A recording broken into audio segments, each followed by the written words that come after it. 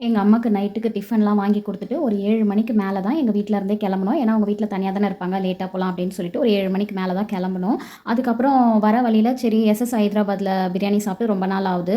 அதனால சரி okay SS ஹைதராபாத்ல வாங்கலாமா அப்படின்னு என்னோட ஹஸ்பண்ட் கேட்டாங்க. சரி ஓகே அப்படின்னு சொன்னேன். சரின்ட்டு பிரியாணி வாங்கலான்னு வந்தா கூட்டம்ல நெறைய கூட்டம் நின்னுட்டு இருந்தது. என்னோட ஹஸ்பண்ட் வந்து நான் பிரியாணி வாங்குறேன். நீ போயிட்டு கிரில் வாங்குன்னு சொன்னாங்க. ஆனா கிரில் ரெடியாக 10 மினிட்ஸ் ஆகும். நீங்க போய் உட்காருங்கன்னு சொல்லிட்டாங்க. அதனால நானும் என் பையனும் இங்க உட்காந்துட்டு இருந்தோம். அதுக்கப்புறம் என்னோட பையன் வந்து எங்க அம்மா வீட்ல பார்க்குக்கு போகும்போது, ஒரு ஷாப்ல வந்து இந்த நருட்டோ கிட் பார்த்தான். இத பார்த்து வாங்கி குடுங்கன்னு ஒரே அடம் பண்ணான்.